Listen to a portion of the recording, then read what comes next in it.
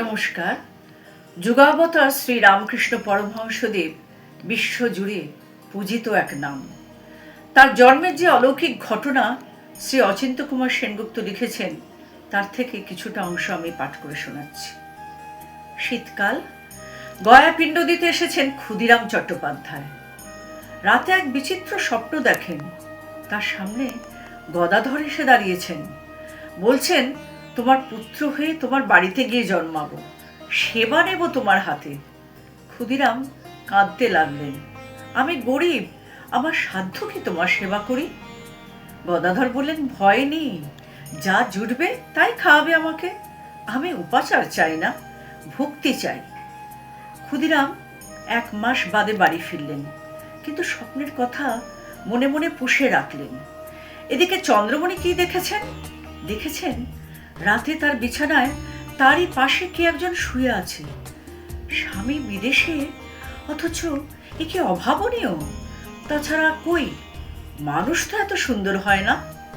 ধর্মর করে উঠে চন্দ্রমণি প্রদীপ জ্বালিয়ে দেখলেন, কই, কেউ তো কোথাও নেই। চন্দ্রমণি মেনে নিলেন স্বপ্নই হবে। আরেকদিন যুগীদে শিব মন্দিরের সামনে দাঁড়িয়ে আছেন চন্দ্রমণি। দেখতে পেলেন মহাদেবের গা থেকে একটা আলো বেরিয়ে ঘুরতে লাগলো হাওয়ার মতন।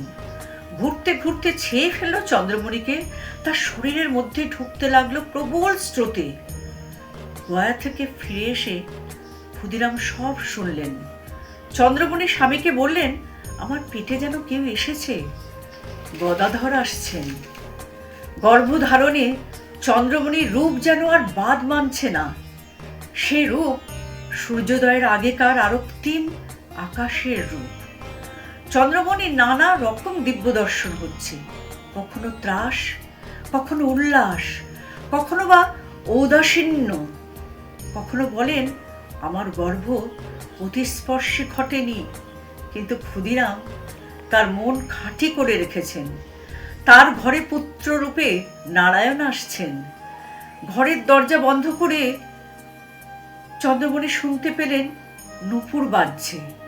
দরজা খুলে দেখলেন কেউ তো নেই।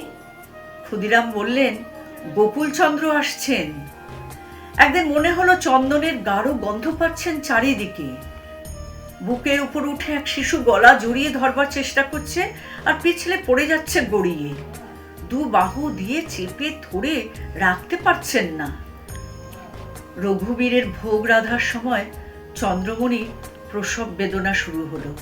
চন্দ্রমণি ভাবলেন, কি করে ঠাকুরের সেবা করবেন? ক্ষুদিরাম বললেন, যিনি আসছেন তিনি রঘুবীরের সেবায় ব্যাঘাত ঘটাতে আসবেন না। যার পূজা তিনিই তার ব্যবস্থা করবেন।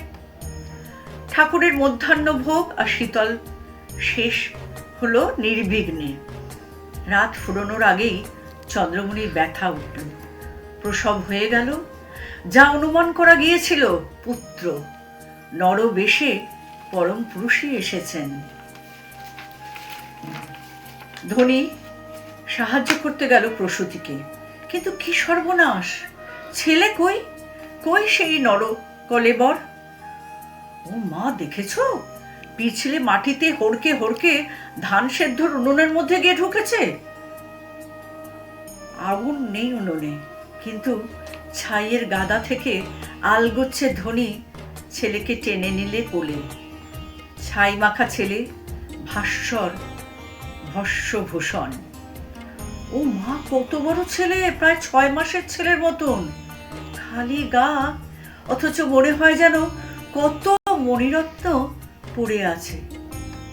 দ্বিতীয়া তিথি, কিন্তু মনে হয় যেন অদ্বিতীয় চাঁদ।